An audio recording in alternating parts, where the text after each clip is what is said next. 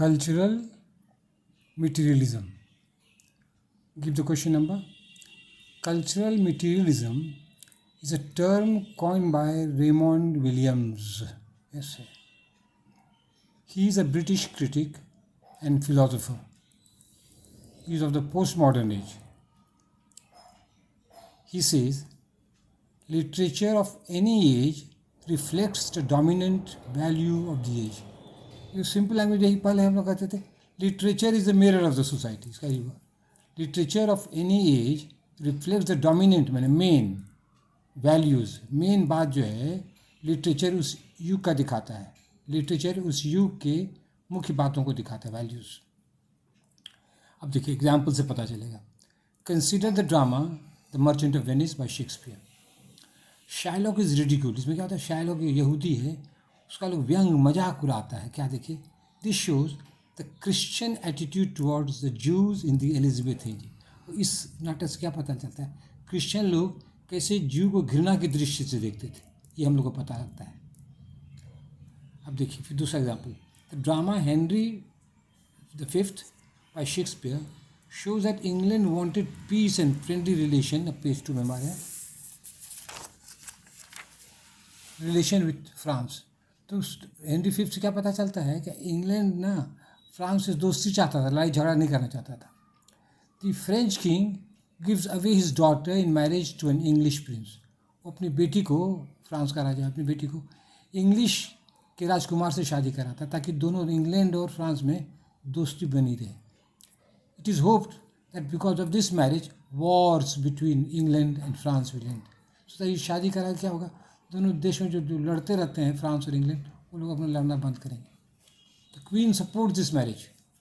और जो माँ है, लड़की की माँ भी, वो रानी है, वो भी सपोर्ट करती है शादी को. क्या करके, man and wife being two are one in love. कहता मैन और वाइफ जो है दो तो है, लेकिन शादी के बाद एक हो जाता है. जैसे इंग्लैंड और फ्रांस दो तो है, लेकिन शादी के बाद दोनों एक हो जाएगा, लड़ाई झगड़ा नहीं करेगा. देखिए, the partition literature of India shows the pain of the 1947 Hindu Muslim rights. इस पार्टीशन लिटरेचर में ये दर्द दिखाता है, लड़ाई से कितना कष्ट होता है लोगों को. The love stories in the literature have the desire to be one. लेकिन वहाँ की जो प्यार की कहानियाँ इसमें जो है पार्टीशन लिटरेचर, तो ये पता चलता है कि दोनों देश के नागरिक एक होना चाहते हैं, दोनों देश के नागरिक प्रेम से रहना चाहते हैं. देखिए, cultural materialism and new historicism both have reacted against new criticism. ये दोनों है ना, इससे रिएक्ट कर गया है. New criticism give too much. अब पेज 3 मारे,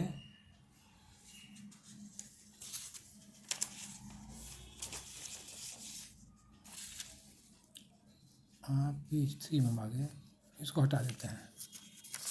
ठीक है, अब पेज 3 में.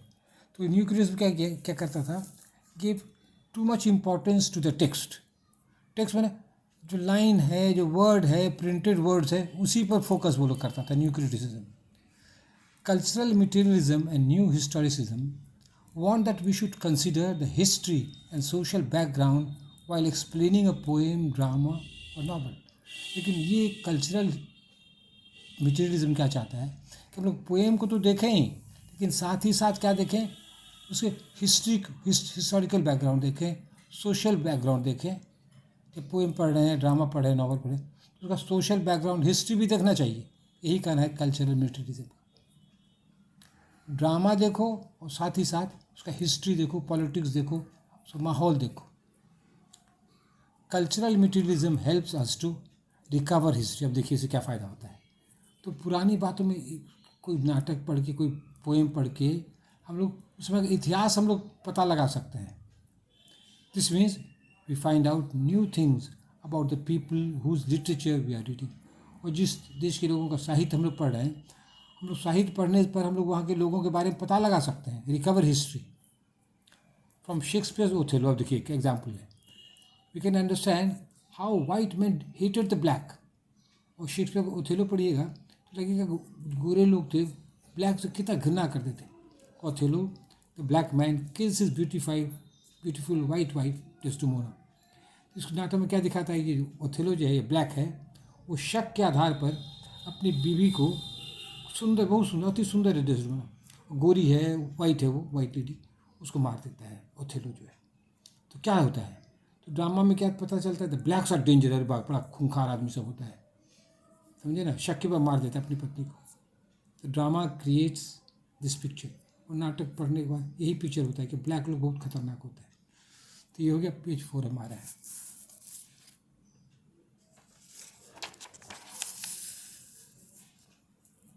अब देखिए, cultural materialism is made of two contrast.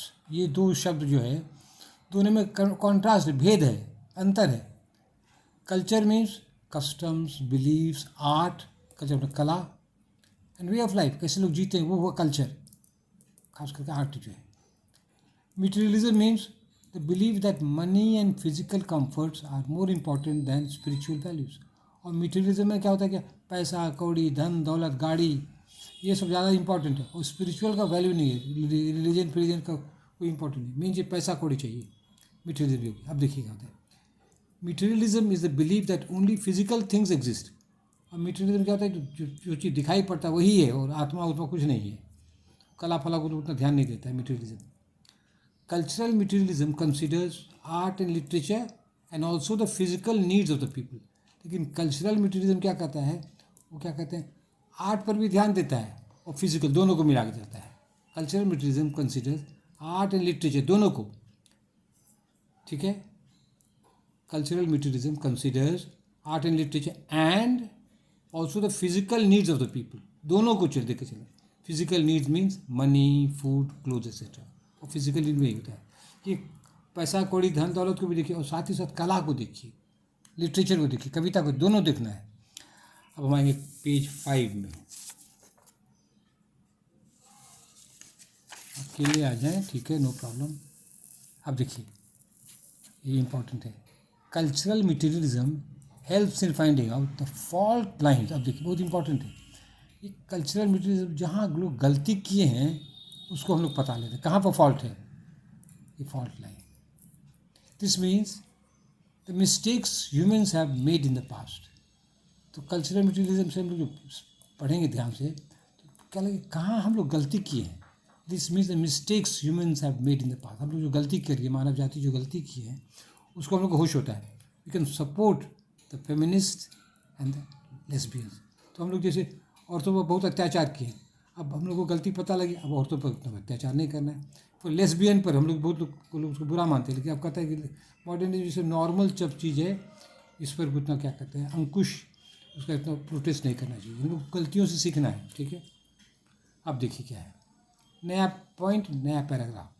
There is a similarity between new historicism and cultural materialism. इस दोनों में कुछ कुछ सिमिलैरिटी है। क्या है, number 1, both have new ideas and want freedom. दोनों को नया आइडिया है, नए नए विचार इसके पास है, वो स्वतंत्रता चाहते हैं, बंधन नहीं। क्या पहले टेक्स्ट को देखो, वो सब नहीं, टेक्स्ट के बंधन से मुक्ति चाहते हैं, they want freedom. Both give importance to history.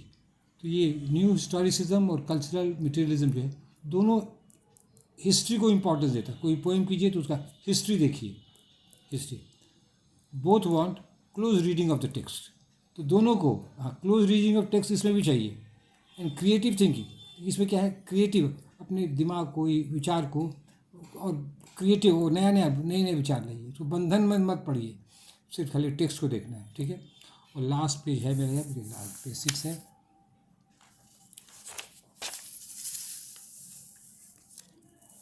Last page है, some books related to cultural materialism are. कुछ किताब का नाम दीजिए तब नंबर देगा ना, आजकल तो ये किताब उताब खोजता है ज़्यादा, तो जो सब याद हो ना, पॉलिटिकल शेक्सपियर बाय डॉलीमोर एंड सिनफील्ड। तो तोड़ दीजिए, जो सिन है, फील्ड है, डॉली मोर, आपको रटना को एक दो तो देना ही पड़ेगा ना।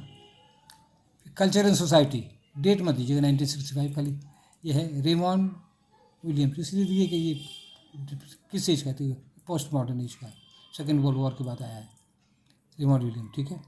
फिर द शेक्सपियरियन रैग, ये टी हॉक, ये तो याद हो जाएगा, आपको याद करना। हम तो सॉरी, हम तो उतार के दे देते, लेकिन देना जरूरी है ना। What happens in Hamlet, J.D. Wilson.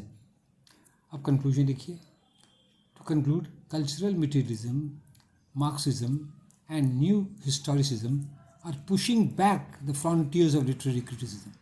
तो टी.एस. इलियट तो फ्रंटियर बना दिया, लेकिन ये लोग नया नया उस फ्रंटियर को तोड़ रहा है और बोला और हटाओ फ्रंटियर सबको. So they are pushing back the frontiers of literary criticism. Our knowledge is increasing. वैसे ही हो क्या रहा है, हम लोग का ज्ञान बढ़ रहा है. हम लोग psychology, history, political science, economics सब कुछ हम लोग देख रहे हैं. और टी.एस. इलियट के टाइम में कहता था नहीं, खाली टेक्स्ट के देखो. समझे? Our knowledge is increasing. The area of literary criticism is expanding. और लिटरेरी क्रिटिसिज्म का जो एरिया ये एक्सपेंड कर रहा है, उसका क्षेत्रफल बढ़ते जा रहा है. That's all. Thank you.